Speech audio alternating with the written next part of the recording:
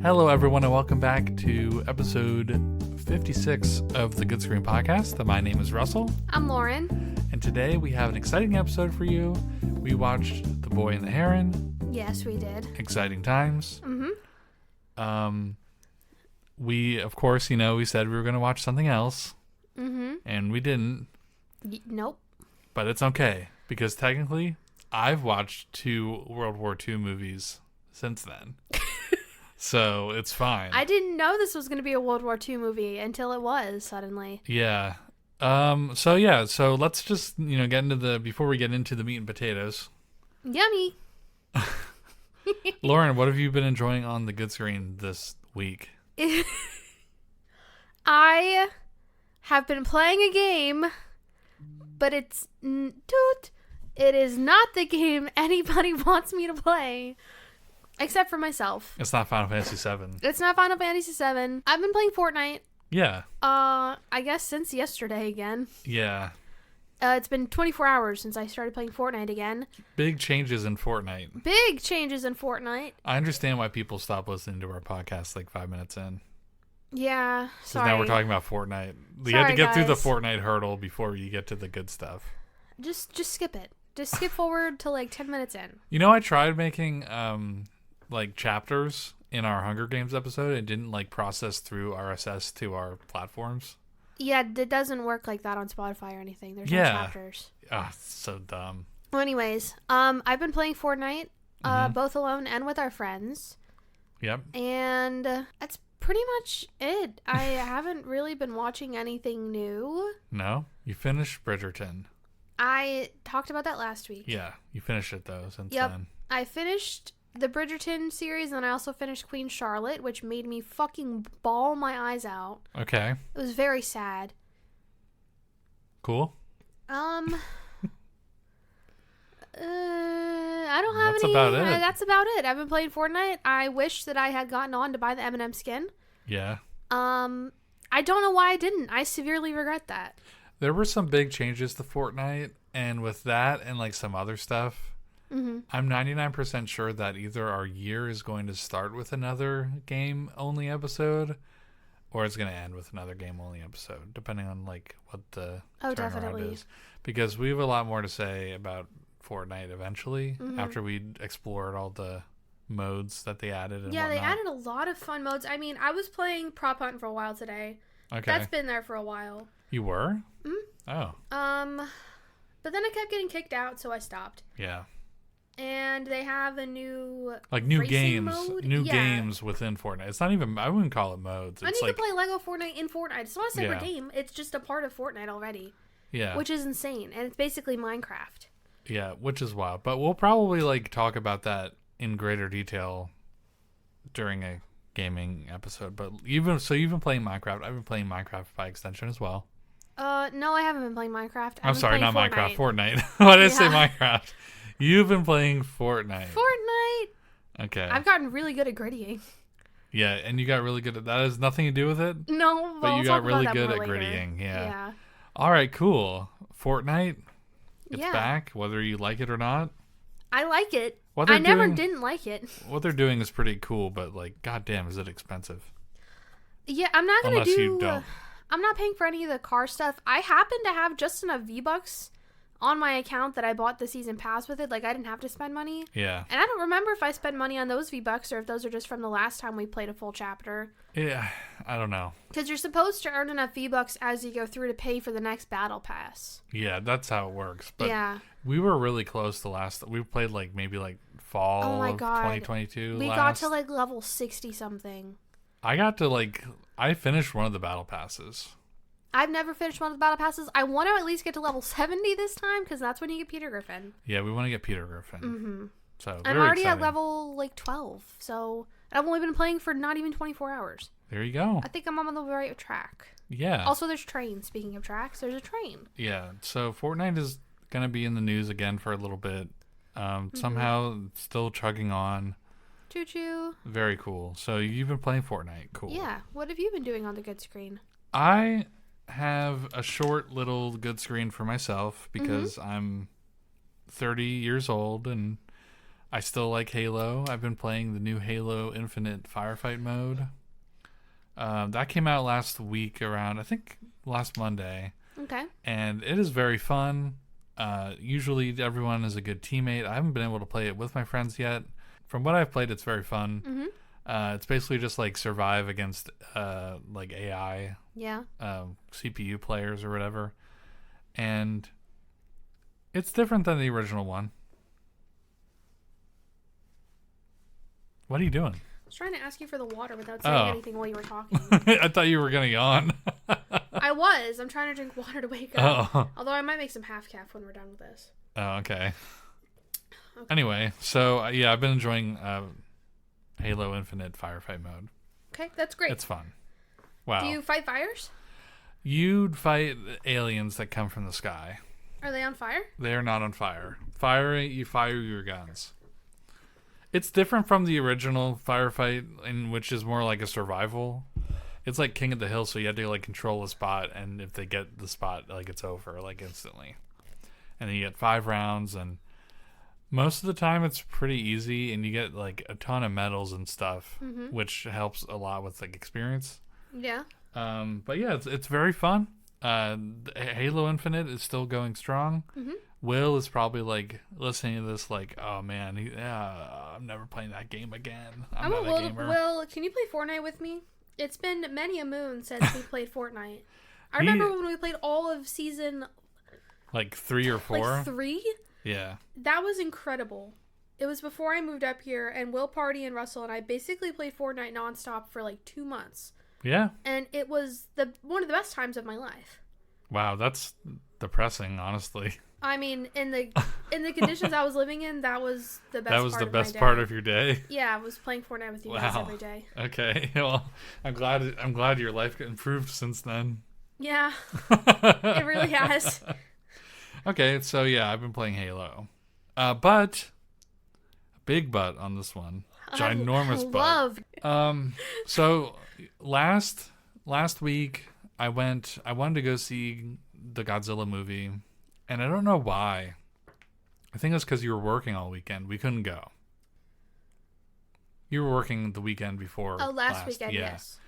And I was like, well, I really want to go, but like maybe I'll go with someone. So I went with Tyler. I wasn't that interested in it though either. Yeah. Yeah.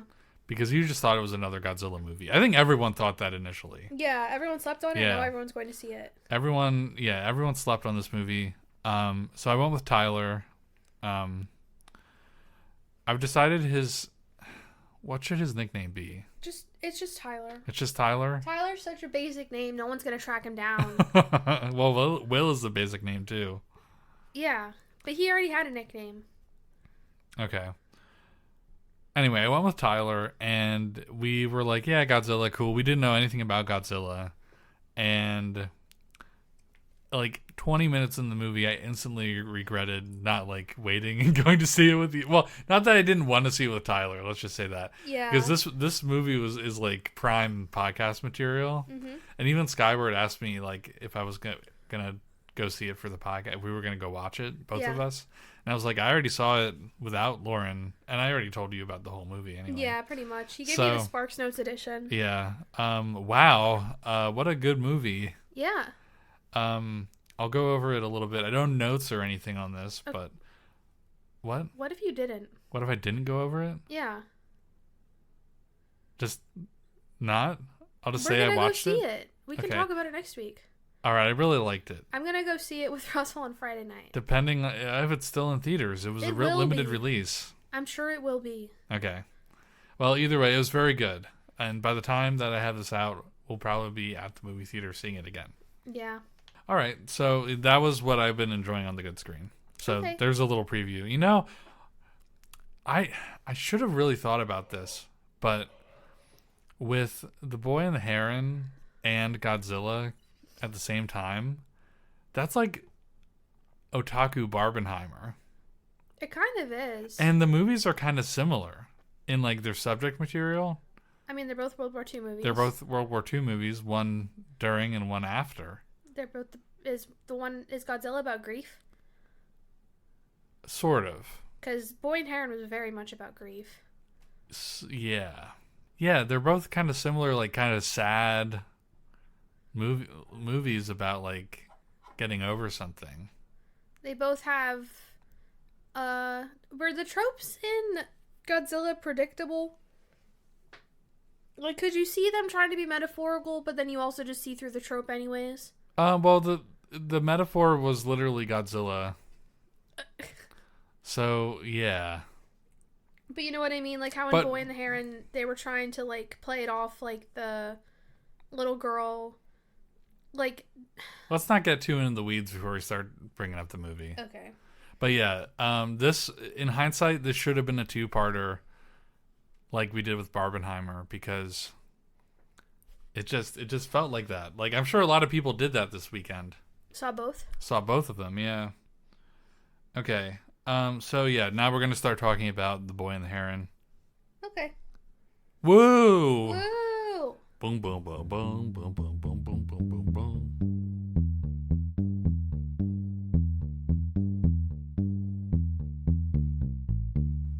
Thinking about changing the song. I'm thinking about paying somebody to make a professional song. I think your song's fine. You think my song's fine? My GarageBand song? Yeah. I think Will would lose his mind if I changed the song. Exactly. He's already so proud of you. He loves it. Like, it's literally just a like auto-complete GarageBand thing. Like, I hardly even like wrote the song. Like, GarageBand kind of just made it for me. You know what? A lot of artists do that also. So I think you're fine. Do you remember the band Breathe Carolina? I know the name. I don't know any songs. Did they not write any of their own songs? No, they recorded their entire first album using GarageBand. I love that for them. Yeah. I think it's like screamo emo. I'm sorry. It's like electronic screamo. I want to say Cave Town's like a similar story. Yeah. Like they produced a lot of their first and second album. I think they produced entirely on their own. Yeah. With like GarageBand or something. But when you're starting, like GarageBand works. Yeah. All right, I have 10% battery. I have to read a bunch of stuff. Okay, go off, King. Okay, The Boy and the Heron. First off, I want to mention that the Japanese name initially, I think, was different. They changed it. Yes, and there was a reason behind that. Okay. So in Japan, it translated to "How do you live?" Mm. And then of course, like I found the reason why they translated it further down in my research. Oh, that's what the book was called. Yeah, it was very loosely based on a book. Oh. Not like most of the movie had nothing to do with the book. Mm-hmm. It was just like he probably read the book and was like, "I'm gonna kind of make a story like that." Yeah. The book is before World War II. It was written in 1937, so it was set even before Japan was involved in World War II. Isn't that when the fire happened? No. No, the fire in the movie? The fire that his mom was in happened in like 37 or 38. I don't know. I don't remember, and I didn't see that anywhere when I was looking around. But other than being from a young boy's perspective, the book is pretty different. So they wanted to change the name because they didn't want people thinking it was like a direct copy of the book. Mm-hmm. Because it's very clear that if someone went in thinking, "Oh, I really like that book," they'd be like, "This is nothing like the book." Yeah, but that's the same book that his mom like gave him. Yes. Yeah. Yeah. Okay. Okay, so you already know a little more than I found in my research, so that's great. I just remembered something for once. Wow. So it was directed by Miyazaki, Hayao Miyazaki. Mm-hmm. I probably said that wrong. That's okay. You said Miyazaki, right? Miyazaki. Some people say Miyazaki. It's Mia. Miyazaki. He's famous for many movies, including Spirited Away. Yes. Howl's Moving Castle. Yes. Ponyo. Nausicaa of the Valley of the Wind. I just threw that one in there because that's the one I like. I haven't seen that one yet. And The Wind Rises. The Wind Rises was supposed to be his I'm Retiring movie. Yeah. But very shortly after that, he came out of retirement to work on a short film called Boro the Caterpillar. Oh. I remember there were memes on like Tumblr about Miyazaki working on a caterpillar movie. Oh. I don't remember why. People just thought it was really funny. That sounds incredible. I want to watch it. Yeah, it came out in 2018, but I don't think it was like it was a short film, so it probably played in front of like some movies in Japan, but not here. And well before it came out, he began storyboarding the Boy and the Heron. So Really? he definitely didn't retire. Yeah, he was not done yet. This was a COVID movie, believe it or not. The pandemic really slowed production of it. And prior to lockdowns, they were aiming to release it in May of 2020, which was around the time of the Summer Olympics, which were in Tokyo. Was supposed to be in Tokyo that year. Yeah. So But then they were moved until 2021. Yeah. Realistically, by that time, they only got 30 minutes of the movie drawn in May of 2020, post-COVID, I guess, or during COVID. And there were 60 different animators working on this movie. Okay. Which is pretty impressive. Yeah. So when people say, like, oh, wow, Miyazaki made this movie, it actually was, like, a lot of people, and he directed it. Yeah, he's usually the director and, like, has the art direction down, because it's all, like, in his style. Yeah, like, and he doesn't draw every frame. There were some instances in the past where he redid a bunch of work because he didn't like it, like, frame by frame. But this is an old man now. Yeah. When people say a movie How old is he now? Oh, he's pretty old. I would say he's definitely in his 80s. 82. 82, yeah, He was I was born right. in 41. Yeah. So... Wait, that's the same year... Wait. No, never mind. Never mind. Okay, let me go over the rest of the stuff. Okay, so, yeah, so, like... That always bugs me when people say, like, it's his movie, when there were, like, 60 or more or less people working it. Like, it's his vision, but, like, he's... Yeah...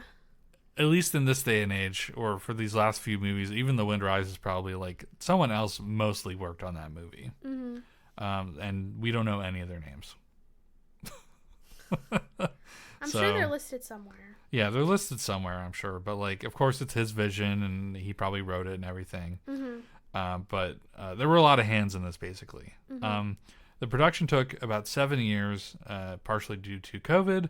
But I also personally believe that it was because he's kind of old now, and he's probably not working as fast as he used to. I think it's time for him to slow down. I think he learned that. The producer of the movie stated, and this was not like backed up with any fact, that this was probably the most expensive movie ever made in Japan. Really? I could not find any research to back that up. It was hard to find the interview. And I have a few fun facts for you. What even was the budget? It doesn't say on the Wikipedia page. I could not find the budget either. It says what the current box office is. Yeah. Anyway, I have some fun facts for you. Okay, go ahead. The Boy and the Heron was written to be autobiographical, with Mahito, the main character, being symbolic of Miyazaki's own childhood. Yes, he lost his mother pretty young. And yes, his father worked in a factory. That is echoed in the movie as well. And he even made like parts for fighter planes, which is what he made in the movie. And I already mentioned that the movie was based on the book called How Do You Live? And the music again was done by Joe Hisashi. I think he did most of the music for Ghibli movies. People are obsessed with this guy.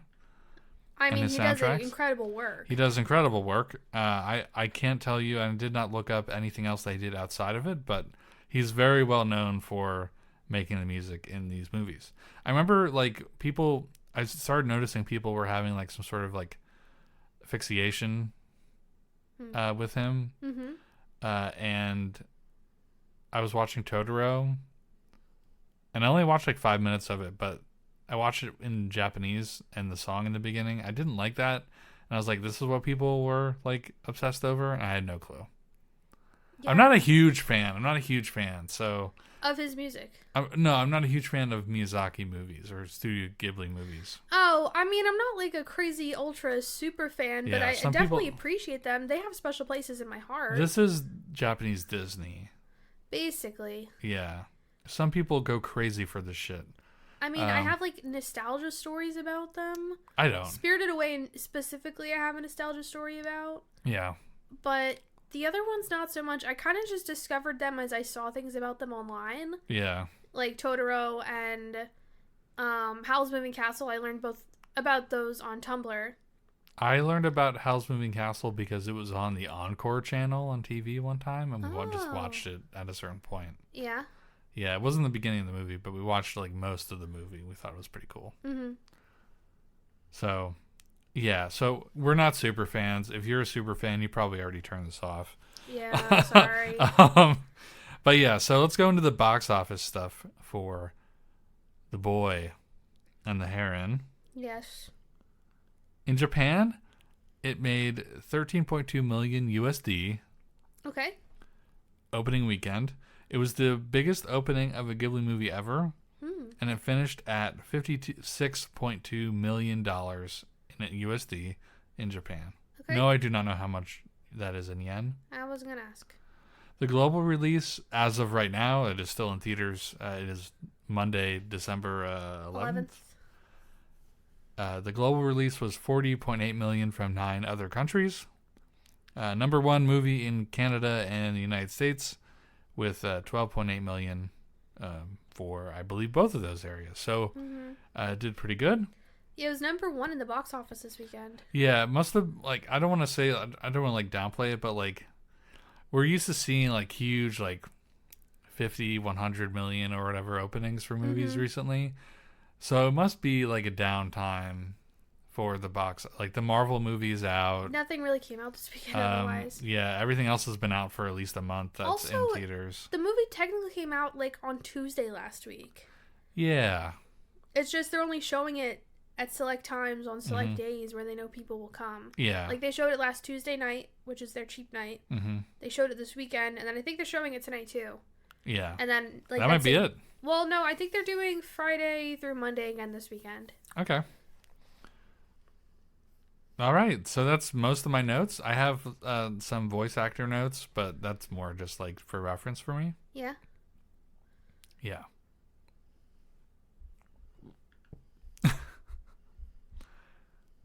So, Lauren, what did you think about this movie? I really liked it. We went with a group. We went with a few friends. Do you want to talk about our movie theater experience before we talk about the movie? Sure. Well, it was a good experience in general. Yeah. I feel like. We went with Tyler. We did. My friend Lila. Uh-huh. And her boyfriend Ben. Yep. Who's also Russell's friend. Yeah. Most people we've gone to a movie with ever. Yeah, that was the biggest group I've been to a movie in a long time. This might have been the first movie we saw for the podcast with other people, period. I think you're right. Yeah, because I went to go see the Mario movie with John and Tyler after we saw it. Mm-hmm. And, I can't think of any other time that we went with anybody else. Mm-hmm. But yeah, we sat kind of in the middle of the theater. Yeah. Like middle rows, middle section. Row D. What do you think about Row D? I liked it a lot more than I liked Row C. We did Row C for the last movie that we saw in theaters, which was Hunger Games. Yeah. And you didn't like it that much. I didn't like it. I'd look up too much. Row D was better. Row D was perfect. Mm-hmm. Actually, even for that movie, because it wasn't in like film aspect ratio, I think we could on Row C. No. No? No. Well, we had too many people for Row C anyway. Yeah. But so we've all right. So we're firm on Row D being the row. I think so. Okay, good. So yeah, nothing we had a good lower than Row D at least. Yeah. D, E, and F. That's it. That's it. Okay. For anyone who's unaware with the seating arrangements in our movie theater, Row D is the fourth row up, and it's recliner, so like they're big rows. Mm-hmm. Cool. Yeah, so we went to go see this with all of our friends. It was a good time. We all got popcorn. They got glizzies. They got hot dogs. Yeah. It was a good time. Yeah, it was just a good time in general. Yeah. And none of them liked the movie. We were the only ones who liked the movie. They all had their... I see what they're saying, though. Like, they said things like there was no, like, character development. It just didn't make sense. Well, if he developed, that would be the end of the movie. He was trying to get over a hump. Yeah. Yeah. This was a hurdle help type movie. So, and I had to pee really bad, like halfway through the movie. Yeah. Yeah, so I started watching the movie, and of course, with every Ghibli movie, there's always a part, even how beautiful they are, there's always a part, like, early on in the movie where I start to fall asleep.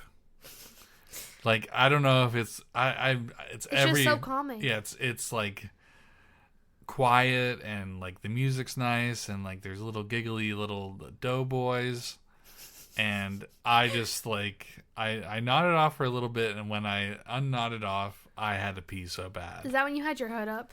No, that was well before I had my hood up. Really? Yeah. So, but I'm not saying like you might hear like, oh wow, you fell asleep during the movie. That's not a good screen. Oh no, it's just the kind of movie. Yeah. Like it legitimately, it's happened to me at home. It's happened to me in a movie theater now. Like it's just a thing that happens with Ghibli movies. It's not that they're boring. It's just that they're relaxing. If I was a super fan, I'd put this shit on to go to bed. Yeah. And wake up in the middle of the night to something weird in the movie, I'm sure. But yeah, so I really liked it despite it all. I wish I didn't have to pee because that kind of made me go like, come on, let's get it over with. Yeah, this movie was 2 hours long. It was a pretty long movie. Is this the longest Ghibli movie? Maybe. It felt like it. And it didn't really have a good like point of like, here's the middle and here's the end. Yeah. It just kind of all ran together, which isn't a bad thing. Like I'd say that's a good thing. That's a good thing. Okay, so to go over the plot of the movie, it's about this boy named Mahito. Yes. And when he was like 8 or 9, his mom died in a fire at a hospital that she was in. And it was like right at the start of World War II. And so then after his mom dies, him and his dad move out to the countryside with his aunt, who his dad is now married to, and they already are pregnant with a child. Like, it's been 1 year hardly. So his dad got busy fast. Different times. And so Mahito is really struggling with all this adjustment, even though he comes off as very like level-headed and like smart boy. Like he really, the first time he says a word is like 20 minutes into the movie. Oh, it's not. Basically. After the part where his mom died, he didn't say a word until he went up to the tower. Oh, okay. Yeah, after that. Okay. Yeah. And so yeah, in this town, like his dad is like the owner of a factory basically, and like runs this factory that makes plane parts. Yep. And he is sent to school, and he really doesn't like school, and I couldn't really tell if it was like the boys were picking on him or if he was picking on the boys that were already in that school. But basically they get in a fight. But then on the way home from the fight, Mahito like hits his head with a rock. Mm-hmm. And you can't really tell why. And it's not like really explained, but it's kind of like, it comes off as like he wants to make a bigger deal of it so he doesn't have to go back to school. Yeah. Is what I got from that. And so he goes back home, and all of the maids in the house, which are like these old ladies, are all like fussing over him. And so is his aunt / his new mom. And it's what he wanted, basically. Like he got what he wanted, which was to not be there and to be the center of attention for a minute. Yeah. And then after that is when he first gets there, he sees the gray hair and like it swoops by him, and the aunt's like, "Wow, I've never seen it get that close before. That was crazy." And so then Mahito starts having all these interactions with the heron, and the heron leads him to this like deserted tower basically that's on the property, and he gets Alice in Wonderlanded. He basically and you'll have to find out what else happens. Yeah. You don't want me to say the rest of it? No, we're not allowed to do that. Remember the last time I did it? All the time. We can talk about spoilers, but you're going over the whole plot of the movie. Okay. Remember, we're not allowed to do that anymore. You're right. Sorry. Okay, anyways. So, yeah. Yeah. What did you like the most about this movie, Lauren? I liked all the literary devices used, which... What does that mean? You know what I mean? Like the symbolism and metaphor Yeah. and stuff like that. So there's a point in this movie where you find out that the world that he went into in the tower was like an alternate universe, basically. Mm-hmm. Or like some other It's like a pocket universe. Pocket dimension. And there's this big rock, and that's basically what's keeping it alive. Mm-hmm. Well, no, it's actually it's very, very weird. Like, I'm not going to explain it all here, but so it's represented by this ginormous rock, and if the rock goes away, the whole thing like melts, basically. Yeah.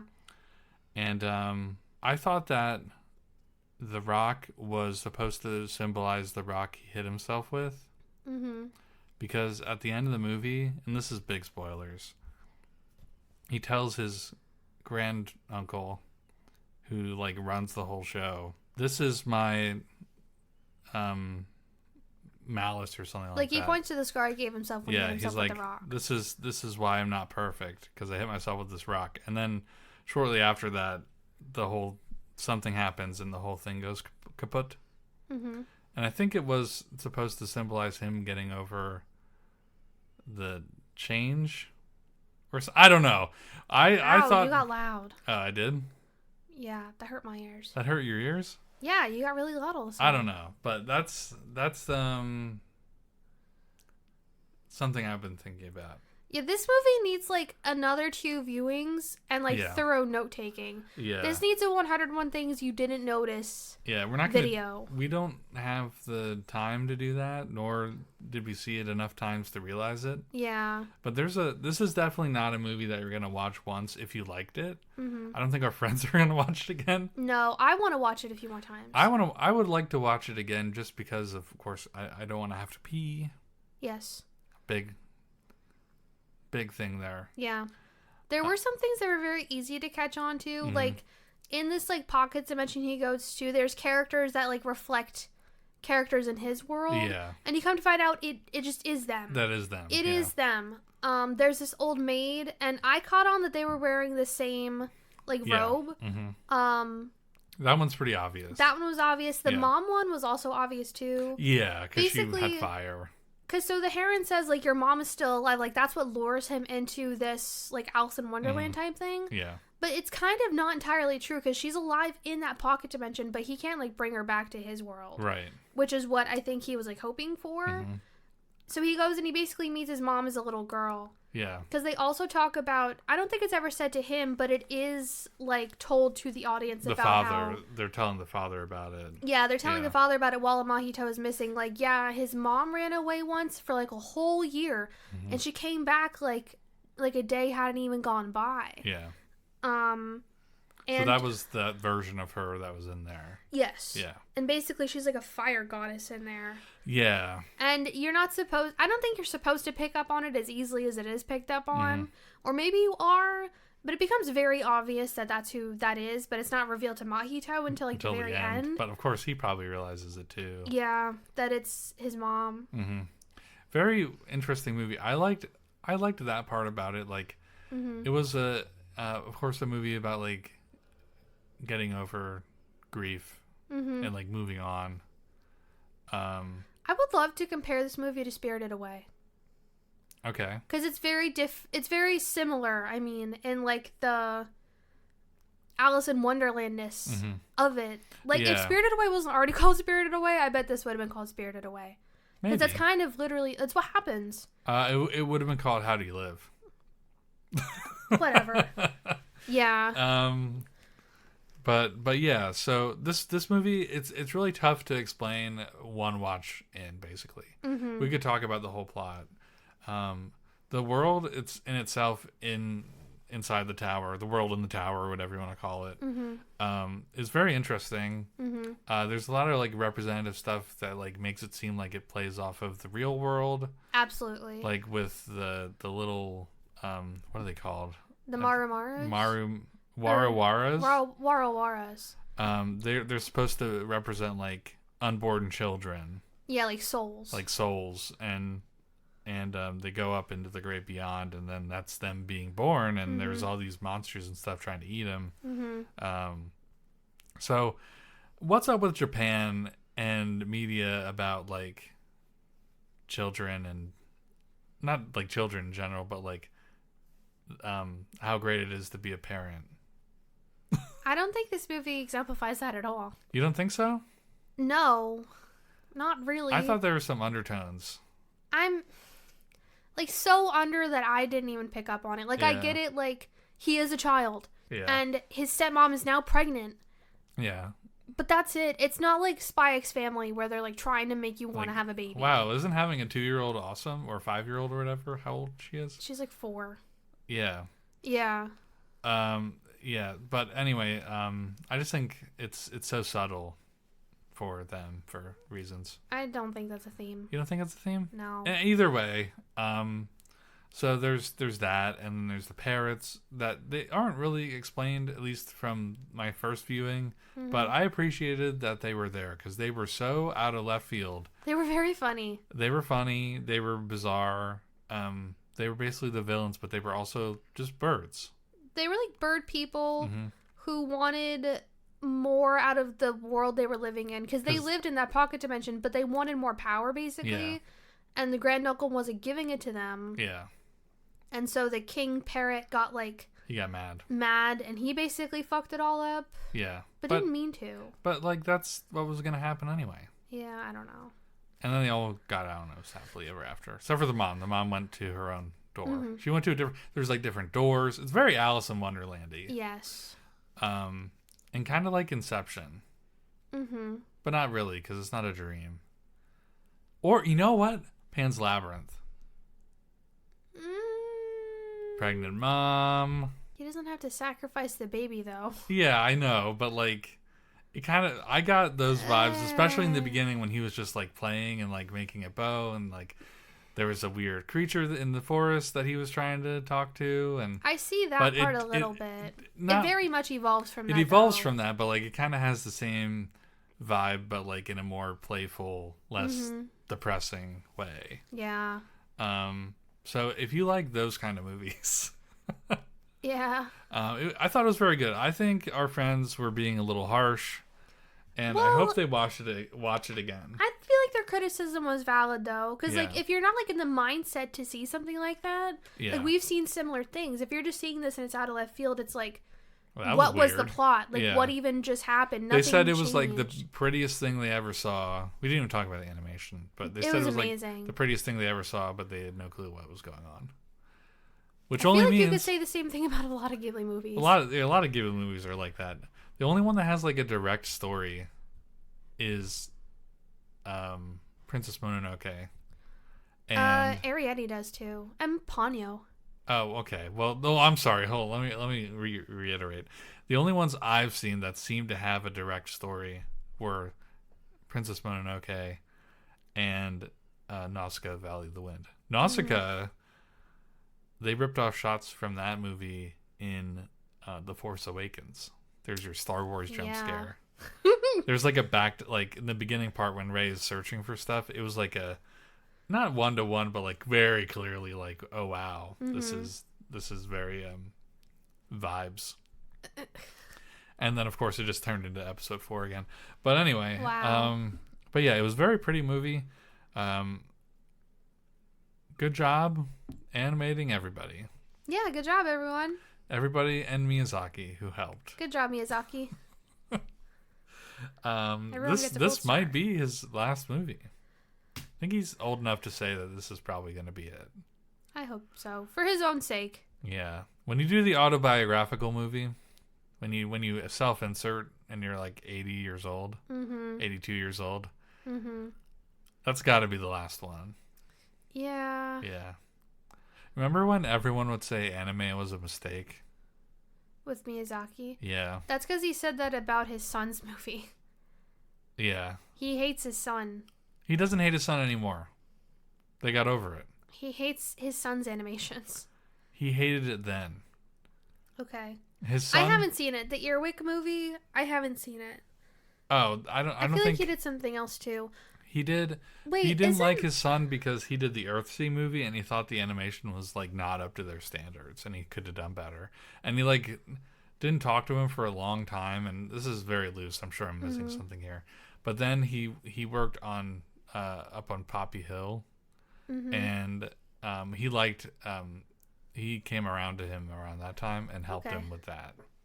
I should watch all those. Yeah, there's so much. I mean, there's not really that much, but like there's a decent amount. We could Hold on. I'm going to look up, because wasn't When Marnie Was There? Or I guess that was 2014. That's a Ghibli movie. When Marnie Was There. Wait. Is this Ghibli? What? When Marnie Was There. I don't know. It is. It was produced by Studio Ghibli. It was not written by Miyazaki, though. Yeah, he was out of the picture for. Did you ever see that one? No, I didn't. It's like almost a gay story. Oh, cool. But then it's not. I haven't seen the full thing, but I know what happens, and it's... Why'd they do that? I don't know. Maybe one day we'll do a bonus episode with a bunch of movies. Add that onto the bonus episode queue. Put it on the document. I sent it to you. You didn't add anything to it. No, I'm sorry. I have failed you again. You failed me once again. I did the dishes today, though, so you can't say I didn't do that. Yeah, I'm glad you did that. That was nice. That was very and nice. I even did a little sprinkling of sugar on top with doing the living room. Yeah. One of the rooms. Very cool. Oh. Lauren did some chores today. Yeah. And then I sat and played Fortnite all day. Yep. You were going to go out. Anyway, so let's go back to the movie. Yeah, very good movie. I'd recommend everyone go see it if you still can. I'm sure that decision would be made prior to this podcast being out, but it's I think it's pretty much everywhere, you know? I'm sure it'll be streaming online. Yeah, give it a few months, it'll come out on Blu-ray and whatever. Yeah. Yeah. So yeah, overall I'd give it a good screen. Don't believe the haters. Don't. It was very interesting. Formulate your own opinions. Yeah. This is the kind of movie that like I feel like when you become a parent is different. I wouldn't know. I'm not one yet. And that's why I think it's one of those pushy... I have an announcement, everyone. No. No. That's why I think it fits in the pushy narrative of Japanese movies. You could say that about any Ghibli movie, Russell. Yeah, okay, I will. You could say that about any movie. Wow, it's so much different now that I'm a parent. Yeah, well... I can enjoy this with my child. The thing about... Yeah, there's a lot of... I can teach them something. True. Well, I don't know if I'd show a kid this movie. I wouldn't really show weird. our kid this until they're like 20. I don't think they'd get any of it. Well, Anyways, maybe like 15. Yeah, so we didn't even talk about the voices in this movie. No. We're all over the place. So the voice casting in this movie was incredible. We saw the dub. Right here. I have it up too. We saw the dub. I would like to see the original Japanese though, but right. I feel like for the purposes of this, I feel like the dub was a very good choice. Like, we're supposed to be looking at the animation, so the dub was good. And the dubs are always good for these movies. There's another Star Wars jump scare, Russell. What? Mark Hamill voiced the granduncle. Yeah, I know. It said in the credits. Tyler said something about it yesterday. I'm not saying this to you. I'm saying this to the audience. Oh. You're so annoying. Yeah, I know. You should be like, oh, wow. Oh, wow, Lauren. Thank you. Yeah. Okay, well, anyways, let's just go over the voice casting. Okay. And everything. So, Mahito was voiced by a boy. Well, I guess he's not a little boy. He's 20 years old now. Luca Padovan. Yeah, there's no link for him on Wikipedia. There's not, but he does have, like, credits and stuff. Okay. Like, if you look on his IMDb, he does have credits listed, but it's just, like, small roles and everything. Okay. The Grey Heron, believe it or not, was Robert Pattinson. Yeah. Incredible. I knew that. I'm gonna reach over this table and beat you. Oh. His mom, Lady Himi, was voiced by Karen Fukuhara. She was also in Suicide Squad, apparently. I'm just gonna go over the big ones. His dad was voiced by Christian Bale. Yeah. The granduncle was Mark Hamill. I knew that. Fucking.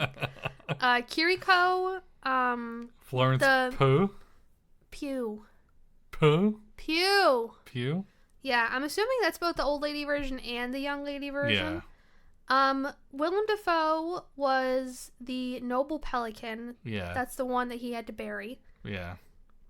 The Parakeet King was Dave Bautista. I knew that. I knew that before the credits rolled. I'm not couldn't- saying that because I knew that.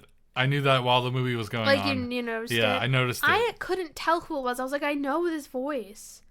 That's pretty much all the super notable people, like face actors. Yeah. There's a lot of other like famous voice actors, I'm sure. Yeah, well, yeah. But yeah. Cool. Yeah, it was good. The dubs are only so good. Robert Pattinson, you would never know it was him. No. Oh my gosh, I want him to do more voice acting. This is incredible. I kind of like wonder what he was thinking when he. Well, I saw a lot did of it. people making jokes about how like he spent too much time with Willem Dafoe after doing Yeah. The Lighthouse. And I'm like, no, he spent just the right Just amount of enough time. Yeah. Yes. Because this is, I think, the third project he's worked on with Willem Dafoe. Yeah, technically. This is incredible. Yeah. Yeah, didn't you love when Willem Dafoe was in Twilight? Was he in Twilight? No. I didn't know that. Okay, so yeah, overall, good screen for me. Good screen for you. It wouldn't be on the podcast if it wasn't. Nope. Maybe bad screen for our friends, but to each their own. I think they think it's mid-screen. I think they need to watch it again. I think everyone needs to watch it again. I would love to get the Blu-ray and watch it again. It's so weird seeing two movies that are very even though it was a Godzilla movie, Thematically similar. not thematically similar, but so different than the normal stuff that we've been Disney and Marvel, whatever, even some horror movies and stuff, so out of the I guess they're foreign films, so it's so nice seeing movies that are refreshing. That I enjoyed Godzilla and Boy in the Heron a lot, mostly because of that, because it's nice to see a fresh take. Yeah, I agree. I'm not as big of a weeaboo as I was once before. In fact, I retired my old name. Did you know that Willem Dafoe's wife is 22 years younger than him? That's awesome. Good for him. That's awesome. Yeah. But anyway, so it's really refreshing to see a movie like this, and I will definitely be picking this up in some way, shape, or form when it's out for the general public. Mm-hmm. So yeah, that's all I have to say. Do you have Same. anything else to add? I have to pee. You have to pee. Mm-hmm. You want to pause it here and we'll pick it back up? Yes. Okay.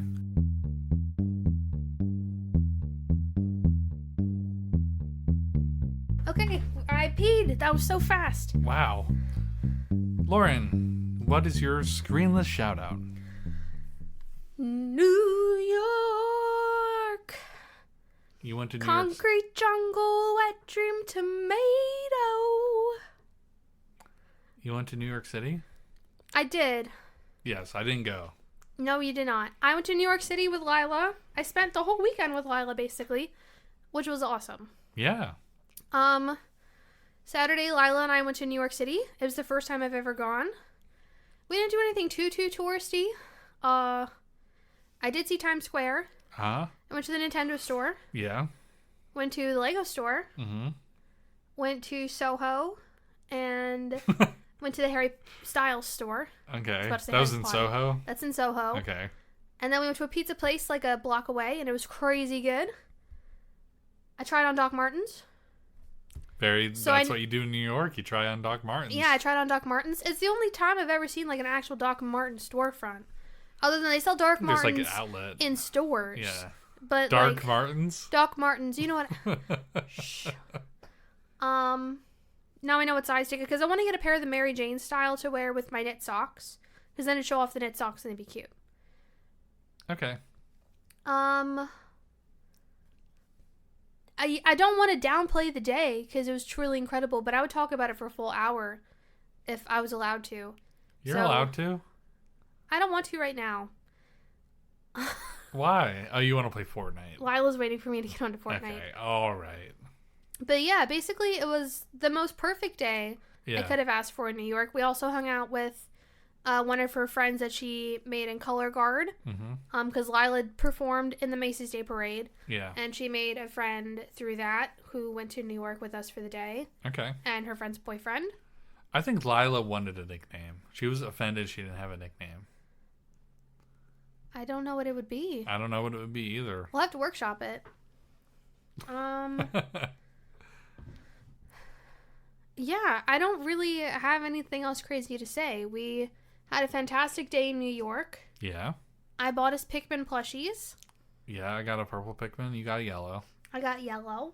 I played Pikmin Bloom the whole time we were there. That's why I brought the battery bank, because I knew I'd be playing it.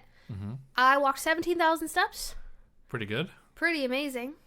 I got so many cool Pikmin.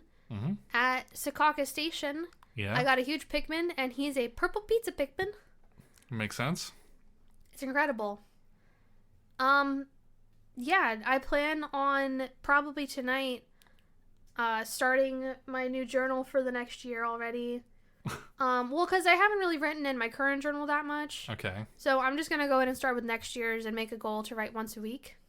Okay. At least. That's a long period in between. Usually, aren't you supposed to do it once a day?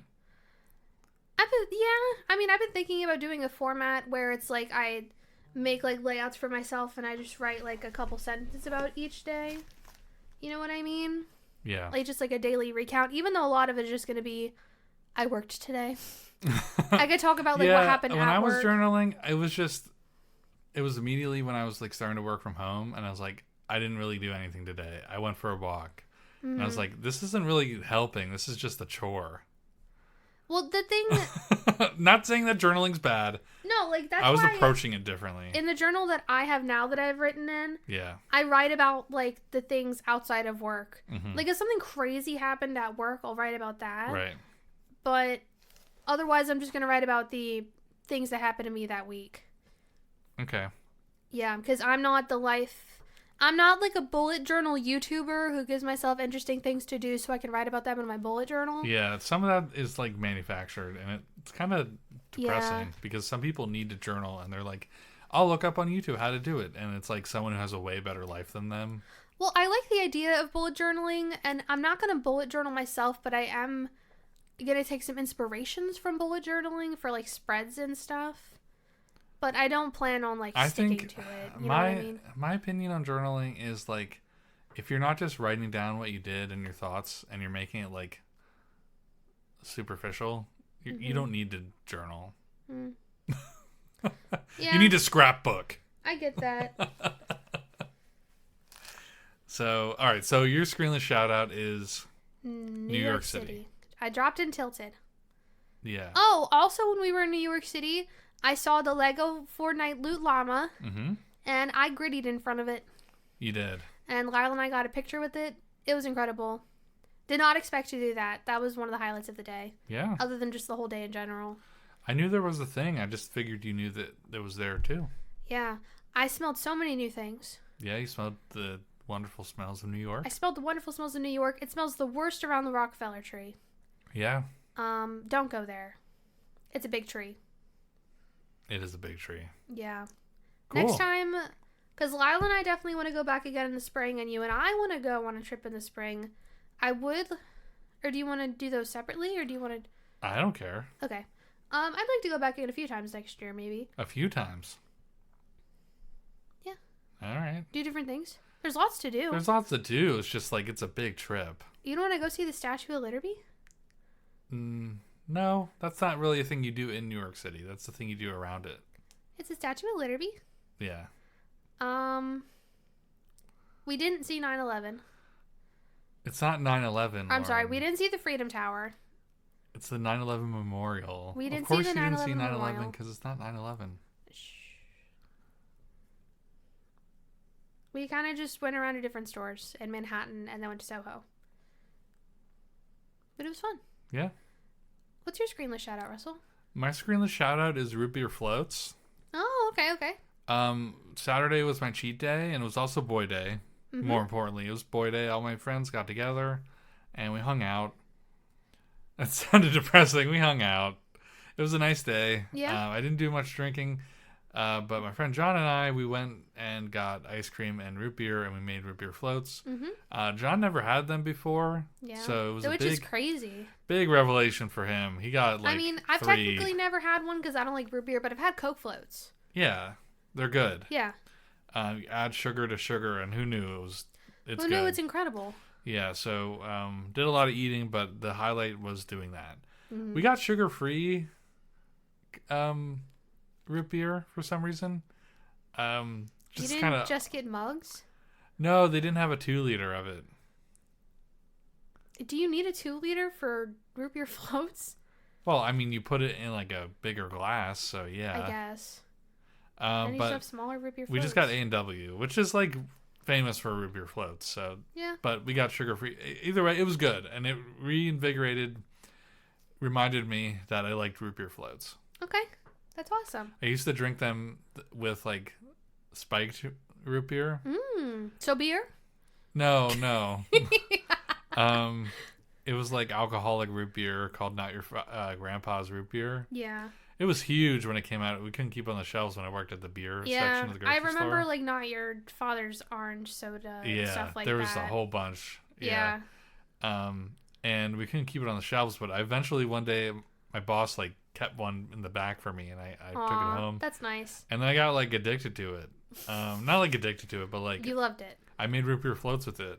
That sounds awesome. And it was awesome. Didn't there used to be a Yingling ice cream? But it wasn't alcoholic. It wasn't alcoholic, but Yingling made ice cream during the Great Depression, and they brought it back in like maybe like 6 or 7 years ago. No, not during the Great Depression. During Prohibition. Oh, you know, different. Potato. No.